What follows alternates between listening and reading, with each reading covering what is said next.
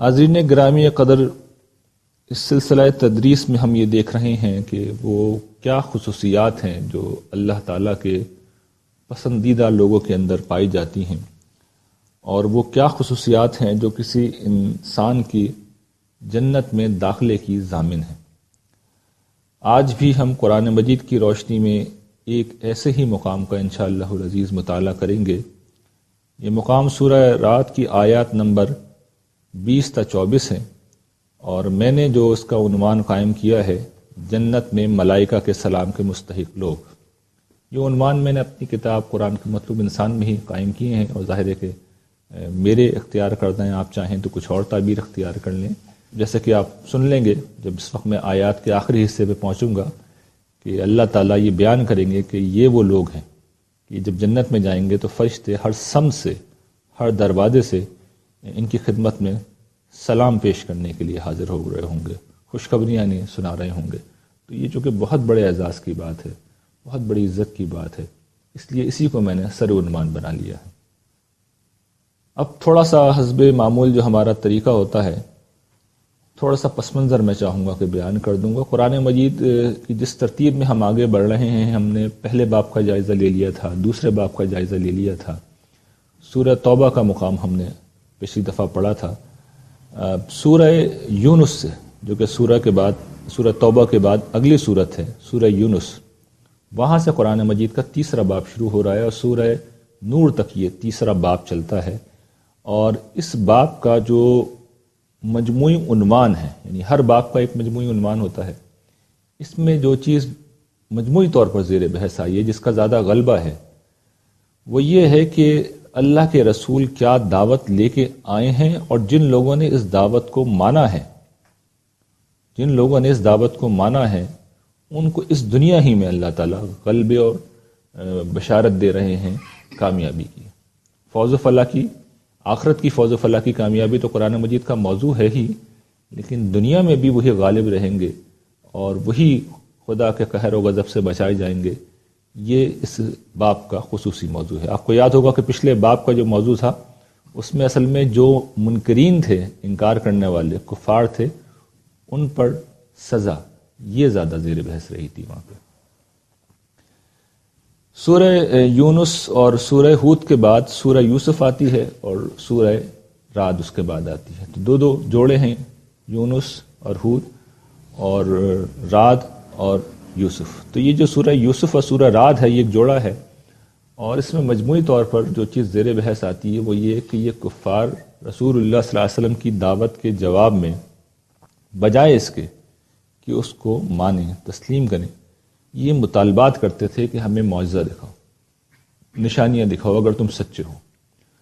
تو قرآن مجید نے سورہ یوسف میں ایک معجزہ پیش کیا، جس وقت میں پڑھاؤں گا اس وقت انشاءاللہ کبھی تفصیل سے، بلکہ میرا خیال شاید یہ ہے کہ یہ جب سلسلہ ختم ہو جائے گا قرآن کے مطلوب انسان کا، تو پھر آخر کے 5-6 لیکچرز میں پورا قرآن مجید آپ کو مختصراً پڑھا دوں گا، یعنی تعارف کے پہلو سے۔ ظاہر ہے کہ قرآن مجید کا مطالعہ نہیں ہوگا، جو میں اس وقت نظم بیان کر رہا ہوں ایٹ لیسٹ نظم یہ پورا انشاءاللہ بیان کر دوں گا، وہاں یہ چیز زیر بحث آ جائے گی۔ لیکن سورہ یوسف میں اللہ تعالیٰ نے انہیں ایک معجزہ دکھایا اور ایک نشانی دکھائی، وہ یہ کہ یہ خود ہی ایک سوال لے کے آئے تھے، یہ خود سے، کہ یہ بتائیے کہ بنی اسرائیل فلسطین سے مصر کس طرح پہنچے۔ یہ بات صرف یہودی علماء کے کسی کو معلوم نہیں تھی، اس لیے کہ انہی کی کتابوں میں یہ بات بیان ہوئی تھی، اور یہ کتابیں صرف یہودی علماء کے پاس ہوتی تھیں۔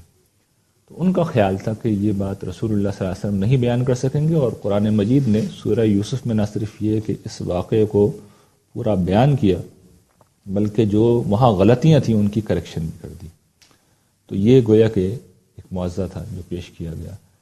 اب اس دوسری صورت میں سورہ رعد میں اللہ تعالیٰ نے انفس و آفاق کے نشانیوں کو بطور معجزہ پیش کیا ہے۔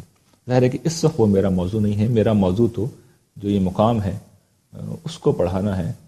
تو یہاں تک جب بات پہنچی ہے صورت میں، سورہ رات کی آیت نمبر 20 تک، تو وہاں یہ بات زیر بحث آ گئی ہے کہ یہ جو توحید کی دعوت اور یہ جو آخرت کی دعوت، رسول کی دعوت اصل میں یہی ہوتی ہے، توحید کی اور آخرت کی۔ وہ اپنی طرف نہیں بلاتا، خدا کی طرف بلاتا ہے، اور آخرت کی پیشی کی طرف وہ توجہ دلاتا ہے۔ تو یہ دعوت پیش کر دی گئی ہے، اس کے دلائل بھی دیے جا رہے ہیں۔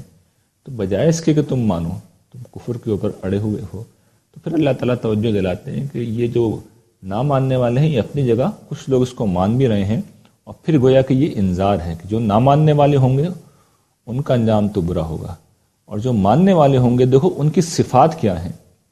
درخت جس کو غالباً حضرت عیسیٰ نے کہا ہے نا کہ درخت اپنے پھل سے پہچانا جاتا ہے، تو اس دعوت کی سچائی کا ثبوت یہ لوگ بھی ہیں کہ کتنے اعلیٰ سیرت و کردار کے یہ لوگ ہیں، کس طرح کا کردار ان کے اندر پیدا ہو رہا ہے، اور پھر ان لوگوں کا اجر کیا ہے۔ تو یہ اصل میں اس جگہ پہ اللہ تعالیٰ بیان کر رہے ہیں۔ میں اب ایک ایک آیت کو لیتا ہی آتا ہوں، اور پھر اس میں جو مطالبات ہیں، جو صفات ہیں، وہ ہم زیر بحث لاتے جائیں گے۔ ارشاد باری تعالیٰ ہے الذین یوفون بعہد اللہ ولا ینقضون المیثاق، کہ یہ وہ لوگ ہیں کہ جو اللہ کے عہد کو پورا کرتے ہیں اور اس پیمان کو، اس میثاق کو نہیں توڑتے۔ یہ بات ہم پہلے بھی پڑھ چکے ہیں کہ دین کا ایک بڑا بنیادی اور اہم تقاضا ہے کہ انسان جو عہد کرے اسے پورا کرے۔ دین اصل میں کیا ہے؟ ادائے حقوق کا نام ہے کہ جو حق ہم پہ عائد ہوتا ہے ہم اس حق کو کما حق کہو اس طرح کے ادا کرنا چاہیے، ہم ادا کریں۔ تو عہد کیا ہوتا ہے؟ بعض اوقات کچھ اضافی ذمہ داریاں ہم اپنے سر لے لیتے ہیں آگے بڑھ کر، اور یہ کمٹمنٹ کرتے ہیں کہ ہم اسے کریں گے۔ تو یہ چیز کیا ہے؟ یہ عہد ہوتی ہے۔ یعنی کسی سے کوئی وعدہ کر لیا کہ میں آپ کو فلاں کام کر دوں گا، میں فلاں موقع پہ آپ کی اس طرح مدد کر دوں گا، میں فلاں جگہ پہنچ جاؤں گا، تو یہ سارے عہد و پیمان ہیں۔ تو یہ عہد کئی طرح کے ہوتے ہیں۔ سب سے عام عہد ہم سب جانتے ہیں کہ انسانوں سے جب ہم کوئی عہد کرتے ہیں تو یہ سب سے عام قسم ہے۔ پھر ایک شکل وہ ہوتی ہے کہ ہم یہ عہد کر رہے ہوتے ہیں انسانوں سے، اور اس میں اللہ کو گواہ بنا لیتے ہیں، اللہ کا نام لے لیتے ہیں۔ یہ عہد زیادہ موقت بھی ہو جاتا ہے، اور پھر اس کی اہمیت بھی زیادہ ہو جاتی ہے۔ تیسرا عہد ایک اور بھی ہے، یہ بالعموم عام لوگ اس سے واقف نہیں ہیں، قرآن مجید میں لیکن یہ بیان ہوا ہے، جو خالصتاً اللہ تعالیٰ سے کیا ہوا عہد ہے۔ یہ عہد کیا ہے؟ جیسے سورہ اعراف میں اللہ تعالیٰ نے آیت 172 میں بیان کیا، اور عام طور پر اسے ہم عہد الست کہتے ہیں۔ جب اللہ تعالیٰ نے سارے انسانوں کو پیدا کیا تھا اور پھر ان سے پوچھا تھا کہ الست بربکم، تو لوگوں نے کہا تھا کہ قالوا بلا، سوال یہ تھا کیا میں تمہارا پروردگار نہیں ہوں؟ تو سب نے کہا تھا کیوں نہیں پروردگار، آپ ہی ہمارے رب ہیں۔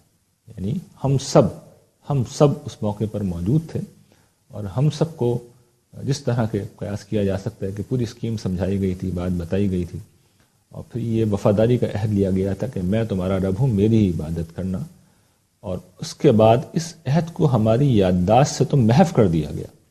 لیکن جس طریقے سے بچے کی چھوٹی عمر میں 1 سال 2 سال یا 6 مہینے کی عمر میں جو واقعات پیش آئے وہ اس کی یادداشت میں موجود تو نہیں رہتے، لیکن جدید نفسیات یہ بتاتی ہے کہ اس کے لاشعور کی تشکیل یہ چیزیں کرتی ہیں۔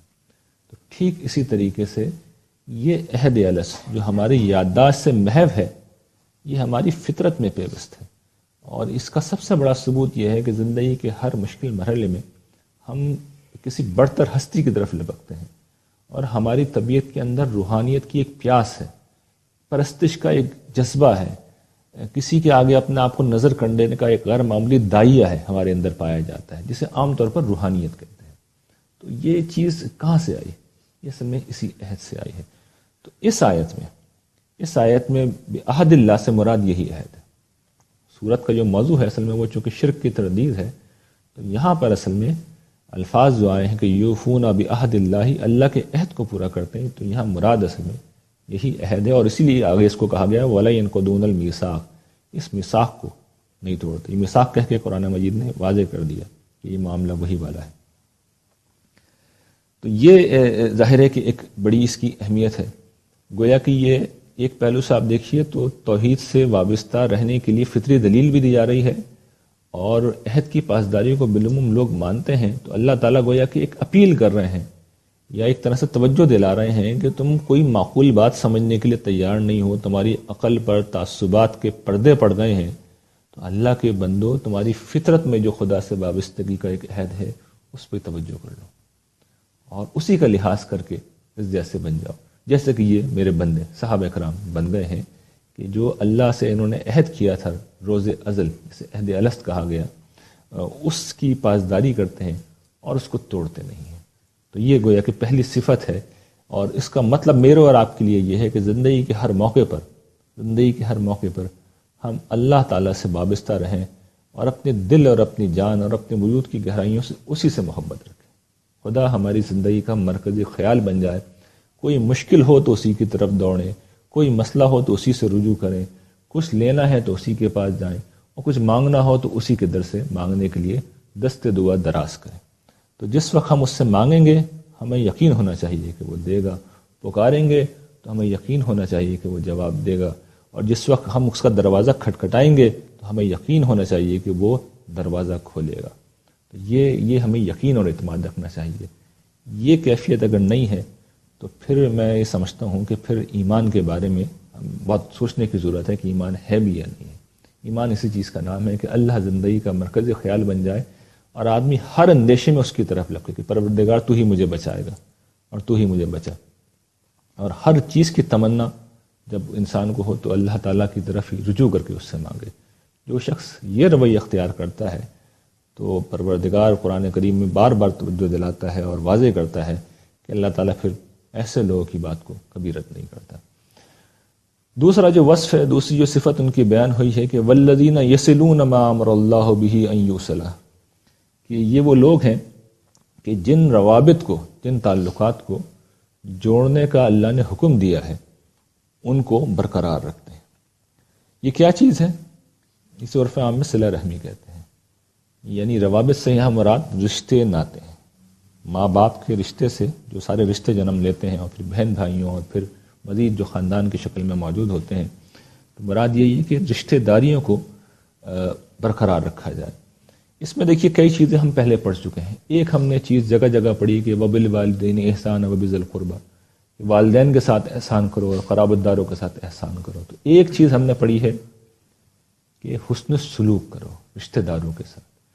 دوسری آپ کو یاد ہوگا ہم نے پڑھی ہے، اور قرآن مجید میں جگہ جگہ وہ بھی بیان ہوتی ہے کہ ان پہ خرچ کرو، ان اللہ یامر بالعدل والاحسان وایتاء ذی القربی، یعنی قرابت داروں کے اوپر تم خرچ کرو۔ یہ دونوں کام کب ہوں گے؟ جب رشتہ ناتا باقی ہوگا۔ رشتہ ناتا اگر پہلے ہی کٹ چکا ہے تو نہ عدل ہوگا، نہ احسان ہوگا، نہ حقوق ادا کیے جائیں گے، نہ انفاق ہوگا۔ اور ہوتا کیا ہے کہ دیکھیے ہم جس دنیا میں رہتے ہیں تو ظاہر بات ہے کہ ہم ایک خاص قسم کا مزاج ہمارا ہے، ہمارے کچھ مفادات ہوتے ہیں، ان مفادات میں ہوتا یہ کہ اختلافات پیدا ہوتے ہیں، تعلقات میں دراڑ پڑ جاتی ہے، اور شیطان یہ چاہتا ہے کہ رشتے ناتے ٹوٹیں، کیونکہ پھر ظلم فساد یہ رونما ہوتا ہے، لوگ ایک دوسرے پہ الزام لگاتے ہیں، ایک دوسرے کی برائیاں کرتے ہیں، نفرتیں پھیلتی ہیں، لوگ ایک دوسرے کے دشمن ہو جاتے ہیں۔ تو ظاہر ہے کہ یہ خرابی شیطان کا اصل مقصد ہے۔ تو قرآن مجید جو ہے اس پہ توجہ دلاتا ہے کہ رشتے ناتوں کو جڑا رہنا چاہیے، کیونکہ زندگی کی ہر خوشی میں اور ہر غم میں اصل میں یہی لوگ ہوتے ہیں جو کہ ساتھ کھڑے ہوئے ہوتے ہیں۔ یہ رشتے ناتے جب دور ہوں گے تو انسان جسے کہتے ہیں نا کہ سوشل بینگ ہے، سوشل اینیمل ہے، تنہا نہیں رہ سکتا، انہی لوگوں میں تو رہنا ہے۔ تنہا ہوگا تو پھر طرح طرح کے نفسیاتی عوارض ہوں گے جو جنم لیں گے۔ تو یہ رشتے ناتے ہمارے لیے مددگار بھی ہوتے ہیں اور ہمارے لیے باعث مسرت و طمانینت بھی ہوتے ہیں۔ زندگی انہی کی وجہ سے خوبصورت ہوتی ہے۔ جسے کہتے ہیں نا جنگل میں مور ناچا کس نے دیکھا، خوشیاں انہی لوگوں کے ساتھ اچھی لگتی ہیں اور غم انہی لوگوں کی وجہ سے بہت کم ہو جاتے ہیں۔ تو پھر یہ اس وقت نہیں ہو سکے گا کہ اگر یہ تعلق ہی نہیں ہے، اور ہمارا یہ کام ہے کہ ہمیں یک طرفہ طور پر اس تعلق کو برقرار رکھنے کی کوشش کرنی چاہیے۔ اس کی روایات میں، احادیث میں بڑی فضیلت آئی ہے، اس وقت موقع نہیں ہے لیکن میں نے اپنی کتاب میں وہ جمع کرنی ہے۔ بڑی فضیلت آئی ہے کہ جو تم سے کٹے تم اس سے جڑو، اور اس کا وسعت رزق کے پہلو سے بھی رسول اللہ صلی اللہ علیہ وسلم نے یہ توجہ دلائی ہے۔ جو شخص یہ چاہتا ہے کہ اس کا رزق وسیع کیا جائے وہ اپنے معاملات میں، تعلقات میں صلہ رحمی سے کام لے۔ اگلا وصف جو بیان ہو رہا ہے کہ وَيَخْشَوْنَ رَبَّهُمْ وَيَخَافُونَ سُوءَ الْحِسَابِ، یہ وہ لوگ ہوتے ہیں جو اپنے پروردگار سے ڈرتے ہیں اور ایک برے حساب سے خوفزدہ رہتے ہیں۔ یعنی یہ کیا ہے تقوی کی مکمل ڈیفینیشن. تقوی کیا ہے؟ تقوی یہ ہے کہ جو ہمارا پروردگار ہے وہ ہمیں دیکھ رہا ہے. کوئی کام غلط کیا تو اس کے علم میں آنے سے یہ رہ تو نہیں سکتا، لازماً اس کے علم میں آئے گا. اور پھر دوسری چیز یہ ہوتی ہے کہ اسی کے حضور پہنچیں گے تو وہاں پر ہم سے حساب لیا جائے گا، اور پھر سخت حساب لیا جائے گا، پرسش ہوگی، پوچھ گچھ ہوگی، یہ کیا تو کیوں کیا.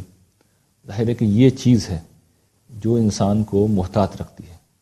دیکھیے انسان کا مسئلہ کیا ہے، انسان کی کمزوری کیا ہے کہ انسان اپنے پریزنٹ کے اندر جیتا ہے، لمحہ موجود میں جیتا ہے. اس وقت جہاں ہم بیٹھے ہوئے ہیں، جو دیکھ رہے ہیں، جو سن رہے ہیں، اور جن لوگوں کے ساتھ ہیں، وہی ہمارے نزدیک دنیا ہوتی ہے. 2 گھنٹے گزریں گے، ہم ایک نئی دنیا میں پہنچے ہوئے ہوں گے اور شاید یہ ساری باتیں بھول جائیں. یہی انسانوں کی کمزوری ہے. لیکن جو لوگ اس کمزوری پر غالب آ کر اس احساس میں جینے لگیں کہ یہاں پر پروردگار کی ہستی موجود ہے جو گرچہ مجھے نظر نہیں آ رہی لیکن وہ ہے تو صحیح، تو پھر یہ گویا کہ ہم نے اپنی وہ جو مادی کمزوری تھی کہ ہم حواس کے ذریعے سے حاصل ہونے والے علم تک ہی محدود رہتے تھے، ہم نے اس پہ غلبہ حاصل کر لیا. اور ہمیں یہ اندازہ ہوتا جاتا ہے قرآن کے اپنے الفاظ میں کہ اگر تم 3 ہو تو وہ چوتھا خدا ہے، تم 5 ہو تو چھٹا خدا ہے، کم ہو یا زیادہ، جتنے تم ہوتے ہو خدا اس کے علاوہ ایک اور ہستی کے طور پہ وہاں موجود ہوتا ہے.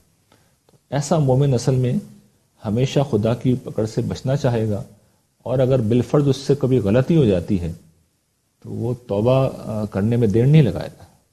یعنی یہ تو ممکن نہیں ہے نا، انسان ہے، انسان تو انسان ہے، جذبات میں آ گئے، خواہش غالب ہو گئی غلطی، اس کے بعد آدمی نارمل بھی ہوتا ہے. نارمل ہوتا ہے تو پھر کیا ہوتا ہے؟ بے حس و حرکت بیٹھے رہیں گے؟ نہیں، یہی چیز ہے جو انسان کو آمادہ کرے گی کہ پروردگار مجھ سے غلطی ہو گئی، آپ مجھے معاف کر دیجیے. تو توبہ کی ضامن بھی اصل میں یہی صفت ہے. اور اسی طریقے سے جتنے بھی نیک اعمال ہیں ان پر بھی انسان کو یہ چیز اگاڑتی ہے. اگلا جو وصف ہے وہ بڑا اہم ہے. وہ وصف کیا ہے؟ والذین صبروا ابتغاء وجہ ربہم، کہ یہ وہ لوگ ہیں جو اپنے رب کی رضا کے لیے اس کی تلاش میں صبر کرتے ہیں. یہ وہ لوگ ہیں جو اپنے رب کی رضامندی چاہنے کے لیے اس کی رضا کی تلاش میں صبر کرتے ہیں. دیکھیے صبر زندگی میں ہمیشہ 2 پہلوؤں سے مطلوب ہوتا ہے.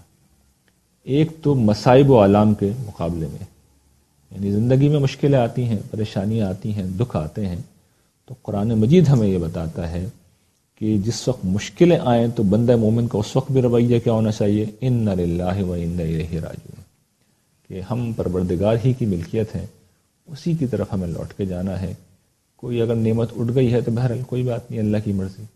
تو یہ مصائب و آلام کے مقابلے میں بھی ہم اسی سے مدد پاتے ہیں. اور دوسرا نیکی کی راہ پہ چلنا، اور جتنے بھی مطالبات یہاں بھی بیان ہو رہے ہیں اور دیگر مقامات پہ بھی دین نے بیان کیے ہیں، چاہے وہ ان مطلوبہ صفات کے حوالے سے ہوں یا شریعت کے جتنے بھی احکام ہوں، یہ مشکل کام ہوتا ہے، یہ آسان کام نہیں ہوتا. اس کے لیے ہمت کرنی پڑتی ہے، خود پر جبر کرنا پڑتا ہے. یہ گویا کہ اینٹی کرنٹ تیرنے کے مترادف ہوتا ہے، پانی کے بہاؤ کے خلاف تیرنے کے مترادف ہوتا ہے. تو جب تک آدمی میں حوصلہ نہ ہو، صبر نہ ہو، برداشت نہ ہو، تو انسان یہ کیسے کر سکتا ہے؟ چنانچہ یہ ان کا وصف ہوتا ہے کہ جس طرح یہاں بیان ہوا ہے والذین صبروا ابتغاء وجہ ربہم، اپنے رب کی رضا کے حصول میں یہ لوگ صبر سے کام لیتے ہیں. بہت بڑی چیز ہے. اور جیسے کہ ہم آگے دیکھیں گے اور قرآن مجید میں جو دیگر مقامات ہیں وہاں پہ بھی دیکھیں گے کہ یہ اس کا جو اجر بیان ہوا ہے وہ غیر معمولی، یہاں پہ بھی آ جائے گا، جنت کو اسی کا بدلہ بھی قرار دیا جائے گا. اور دیگر مقامات پر جس طرح قرآن مجید کہتا ہے کہ ان اللہ مع الصابرین، اللہ تعالیٰ صبر کرنے والوں کے ساتھ ہیں. اور دوسری جگہ اللہ تعالیٰ کہتے ہیں کہ انما یوفی الصابرون اجرہم بغیر حساب. کتنی بڑی بات ہے. اللہ تعالیٰ کہتے ہیں کہ صبر کرنے والوں کو اللہ تعالیٰ ان کا اجر بغیر کسی حساب کے، بغیر کسی پیمانے کے دیں گے. تو یہ صبر کا بدلہ ہے اور یہ بہت بڑی چیز ہے. اگلا جو وصف بیان ہوا ہے وہ نماز قائم کرنے کا ہے. وقام الصلاۃ، کہ یہ لوگ نماز پڑھتے ہیں. اور نماز قائم کرنا، نماز پڑھنا کیا ہے؟ اصل میں آپ غور کیجئے، اس میں وہ سارے آداب شامل ہیں جو پھر رسول اللہ صلی اللہ علیہ وسلم نے اپنی سنت کے ذریعے سے ہم تک پہنچائے ہیں، منتقل کیے ہیں۔ نماز جس طرح کہ قرآن مجید اس کی اہمیت کو بیان کرتا ہے کئی سو مقامات پر، رسول اللہ صلی اللہ علیہ وسلم اپنی احادیث سے بیان کرتے ہیں، تو ہمیں یہ معلوم ہوتا ہے کہ نماز بڑی شوق و رغبت کے ساتھ ادا کرنی چاہیے، وقت کی پابندی کے ساتھ ادا کرنی چاہیے، ممکن ہو تو جماعت کا جہاں تک ممکن ہو اہتمام کرنا چاہیے، مزید ممکن ہو تو بہت اس کی فضیلت بیان ہوئی ہے کہ انسان مسجد میں جا کے نماز کو ادا کرے۔ تو نماز قائم کرنے میں پھر یہ ساری چیزیں ہیں جو کہ شامل ہیں، اور یہ کیا چیز ہے؟ یہ بندگی ہے، یہ بندگی کی زندگی کا استعارہ ہے، اور یہ گویا کہ جیسے کہ میں نے عرض کیا کہ دین ادائے حقوق کا نام ہے، تو یہ اللہ تعالیٰ کو اس کا حق دینے کے مترادف ہے۔ یہ اللہ کا حق ہے کہ اس کے سامنے ناک رگڑی جائے، یہ اس کا حق ہے کہ اس کے سامنے ہاتھ باندھے جائیں، یہ اس کا حق ہے کہ اس کے سامنے سر جھکایا جائے، یہ اس کا حق ہے کہ اس کے قدموں میں گرا جائے۔ تو یہ سارے کام نماز میں ہوتے ہیں، اور نماز اصل میں اسی چیز کا گویا کہ پرستش کا ایک سمبولک ریپرزنٹیشن کہ ہم اپنے رب کی پرستش کر رہے ہوتے ہیں، اور گویا کہ یہ سارے دینی اعمال کی قرآن مجید جس طرح سے بیان کرتا ہے سارے دینی اعمال کی بنیاد ہے۔ یہ ہے تو پورا دین ہے، یہ نہیں تو پھر باقی چیزوں کا ہونا نہ ہونا بھی کوئی بہت زیادہ فرق، سچی بات ہے کہ بہت زیادہ فرق اس کے بعد پڑتا نہیں۔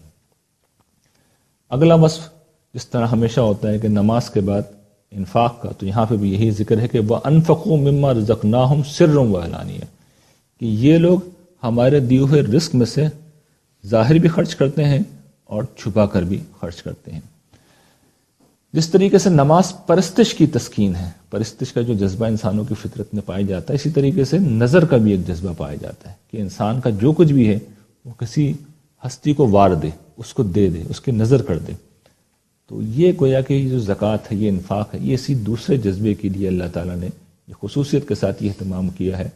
وہ ظاہر ہے کہ اس طرح کی کسی ضرورت سے بے نیاز ہیں کہ ان کے لیے پرستش کی جائے یا انہیں پیسوں کی ضرورت ہو، تو وہ پھر اس کو دوسروں کے لیے ہی دے دیتے ہیں، لیکن یہ پیش دراصل اللہ کی بارگاہ میں کی جاتی ہے۔ یہ جو نظر ہے، یہ جو ہم خرچ کرتے ہیں، یہ اللہ کی بارگاہ میں خرچ کی جاتی ہے، اور یہاں یہ توجہ دلائی گئی ہے، دیگر مقامات پر بھی دلائی گئی ہے کہ جو اللہ نے رزق دیا ہے، یعنی یہ آدمی کو ہمیشہ احساس ہونا چاہیے کہ میں اپنی گرہ سے نہیں خرچ کر رہا، اپنی کمائی سے خرچ نہیں کر رہا، اس کا مال ہے، اس نے دیا ہے، اس کی عطا ہے، اور مال ہی کیا، ہمارا تو سب کچھ اللہ پروردگار عالم کا ہی دیا ہوا ہے، تو یہ مال بھی اسی کا دیا ہوا ہے۔ ہم نے اس میں سے کچھ اس کی راہ میں اگر خرچ کر دیا تو وہ مالک اسے قبول بھی کر رہا ہے، تو یہ کتنی بڑی بات ہے کہ وہ قبول کر رہا ہے۔ مال تو اس کا تھا لیکن وہ ہماری طرف سے قبول کر رہا ہے، تو یہ اس کی کتنی بڑی عنایت ہے۔ اور دوسری چیز جو یہاں خاص طور پر بیان ہوئی ہے کہ وہ چھپا کے بھی خرچ کرتے ہیں اور اعلانیہ بھی خرچ کرتے ہیں۔ اس کی اہمیت یہ ہے کہ بعض اوقات چھپا کے خرچ کرنے کا اپنا فائدہ ہوتا ہے، سب سے بڑا فائدہ تو یہ کہ اخلاص انسان کا اس سے ظاہر ہوتا ہے۔ پھر کسی کو دیتے ہیں تو اس کی عزت نفس مجروح نہیں ہوتی، اس کے اپنے فوائد ہیں۔ ظاہر کو خرچ کرنے کے، کھول کر خرچ کرنے کے، سب کے سامنے خرچ کرنے کے اپنے فوائد ہیں، اس کی اپنی اہمیت ہے۔ اس کا سب سے بڑا فائدہ کیا ہے کہ دوسروں کو موٹیویشن ہوتی ہے، دوسروں کو ترغیب ملتی ہے، دوسروں میں بھی احساس پیدا ہوتا ہے۔ تو خاص طور پر یہ جو نصرت دین کے معاملات ہیں اس میں تو ہم جانتے ہیں کہ جنگ تبوک کے موقع پر تو مسجد میں ہی سارا معاملہ جمع ہو رہا تھا، تو جب حضرت عثمان تشریف لائے ہیں اور انہوں نے جو 1/3 لشکر کی ذمہ داریاں اٹھائی ہیں، تو حضور نے کہا آج کے بعد تمہارا کوئی عمل تمہیں نقصان نہیں دے گا۔ حضرت ابوبکر گھر کا سارا سامان لے آئے، حضرت عمر آدھا سامان لے آئے، جو غریب دن بھر میں 1 مٹھی کھجور کما سکتے تھے انہوں نے وہی لا کے پیش کیا، اور حضور نے بہت خوش ہو کے اس کو سارے مال کے اوپر بکھیر دیا۔ تو اس کی ہر چیز کی اپنی فضیلت ہے، لیکن اس کی بڑی اہمیت ہے کہ مال چھپا کے خرچ کرنے کے اپنے مواقع ہوتے ہیں، اور مال جو ہے اعلانیہ خرچ کرنے کے اپنے مواقع ہوتے ہیں۔ پھر جو ایک اور بس بیان ہوا ہے وَيَدْرَؤُونَ بِالْحَسَنَةِ السَّيِّئَةِ، کہ یہ لوگ برائی کو بھلائی سے دور کرتے ہیں۔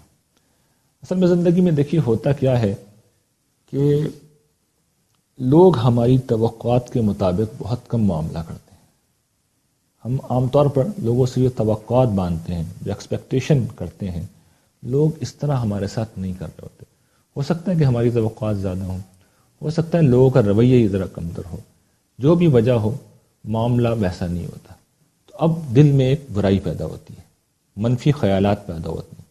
تو تو اگر ہماری سوچ یہ ہے کہ جیسے کو تیسا، ہم آدمی ہیں تمہارے جیسے، جو تم کرو گے وہ ہم کریں گے، اگر سوچ یہ ہے تو پھر تعلقات ٹوٹ جاتے ہیں، پھر نفرت پیدا ہوتی ہے، پھر دشمنی پیدا ہوتی ہے۔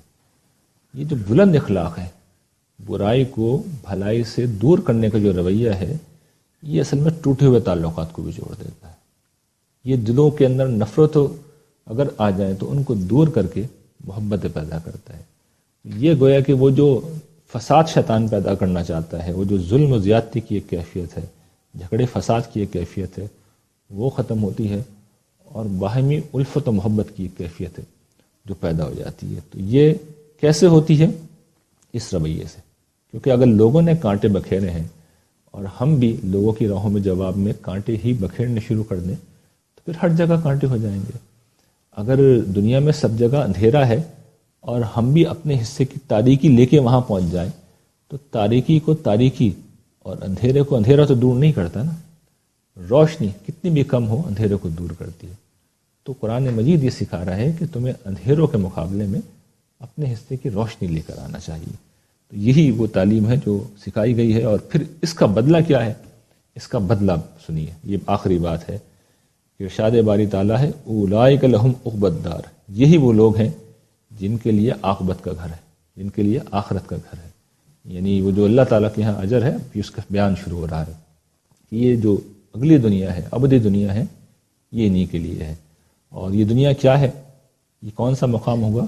جنات عدن یدخلونہا، کہ یہاں پر ہمیشگی میں ان کو داخل کیا جائے گا۔ باغات ہیں، ہمیشگی کے باغات ہیں، ابدی باغات ہیں، یہاں یہ داخل ہوں گے اور ہمیشہ رہیں گے۔ اور نہ صرف یہ بلکہ پھر اب قرآن مجید ایک بڑی غیر معمولی بات کہہ رہا ہے۔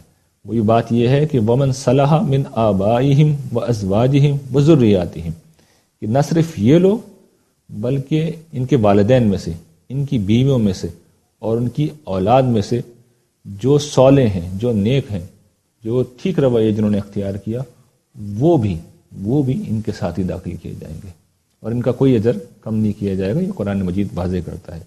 کتنی بڑی بات ہے کہ ایک شخص، خاندان میں سے اگر ایک شخص کسی جگہ پہ پہنچ گیا، یعنی اس سوسائٹی میں بھی ایسا ہوتا ہے نا کہ ایک ایلیٹ گروپ میں ہے اور ایک شخص جو ہے غریب طبقے سے اس کا تعلق ہے، تو اللہ تعالیٰ یہ کریں گے کہ اگر آپ جنت میں اعلیٰ درجے پہ پہنچ گئے ہیں تو آپ کے جو یہ رشتے ہیں، آپ کی وجہ سے ان کو بھی وہاں پہنچا دیں گے اور آپ کا اجر کم نہیں کریں گے۔ یہ بہت بڑی بات ہے۔ شرط یہ ہے کہ وہ خود بھی نیک ہونے چاہیے۔ نیک سے مراد کیا ہے کہ ان کا میرٹ یہ ہو کہ انہوں نے جنت میں اپنی جگہ بنا لی ہو، یعنی اس ضابطۂ قاعدے میں یوں نہیں ہوگا کہ وہ جہنم میں ہوں گے اور میری اور آپ کی وجہ سے ہمارے یہ متعلقین جنت میں آ جائیں گے۔ ان کو بھی جنت میں ہونا چاہیے، ان کو بھی جنت میں ہونا چاہیے، تو درجات بلند کیے جائیں گے، جہنم سے جنت میں نہیں بھیجا جائے گا۔ اور پھر اگلی بہت بڑی بات جس کا میں نے سر عنوان بھی بنایا جس بات کو، والملائکۃ یدخلون علیہم من کل باب، کہ فرشتے ہر دروازے سے، ہر طرف سے، ہر سمت سے ان کے پاس آ رہے ہوں گے، ان کا استقبال کر رہے ہوں گے۔ کیا کہتے ہوں گے ان سے؟ سلام علیکم بما صبرتم، تم پر سلام ہو اس واسطے جو تم نے صبر کیا۔ گویا کہ صبر ہے، اس کا بدلہ یہ سب کچھ بیان ہو رہا ہے کہ تم پہ سلامتی ہو کہ تم نے جو صبر کیا۔ فَنِعْمَ عُقْبَى الدَّارِ، کیا ہی اچھا ہے یہ گھر، کیا ہی اچھا ہے یہ آخرت کا گھر۔ یہ قرآن مجید کا بیان ہے کہ جن لوگوں نے یہ خصوصیات اختیار کی ان کا بدلہ جنت کی ابدی بادشاہی ہے، اور اس سے بڑی چیز کیا ہو سکتی ہے۔ تو یہی میں ہمیشہ توجہ دلاتا ہوں ان سارے مقامات میں کہ دین کی جتنی قیل و قال ہے، جتنی بھی قیل و قال ہے، کونے میں رکھیے اسے، پہلے دیکھیے کہ یہ چیزیں موجود ہیں یا نہیں ہیں۔ کل بھی میں نے ایک نیو ایئر ایو کے اوپر ایک تقریر کی اور میں نے لوگوں کو توجہ دلائی، اس میں سے کچھ حصہ ریکارڈ ہو کے آن ایئر چلا گیا، اور میں نے یہ توجہ دلائی کہ بھائی اصل کرنا کیا ہے؟ اصل یہ چیزیں ہیں، عدل اور احسان، یہی دین کے سارا احکام کا خلاصہ ہے نا، کہ یا تو ادائے حقوق، عدل کیا ہے؟ جو حق عائد ہوتا ہے اس کو ادا کریں، احسان کیا ہے کہ زیادہ اچھے طریقے پہ کریں، حق سے زیادہ دیں۔ تو اس کو دیکھیے، زندگی کا اس پہلو سے جائزہ لیجئے، اس علم کو حاصل کیجئے، اس کے مطابق شخصیت کو ڈھالیے، یہ ٹھیک ہو جائے تو اس کے بعد جو ہو سو ہو، باقی چیزیں سمجھتے رہیں گے، کرتے رہیں گے۔ اور یہ نہیں ہے یہ نہیں تو بابا پھر سب کہانیاں، پھر کوئی چیز کام نہیں آئے گی۔ وآخر دعوانا ان الحمد للہ رب العالمین۔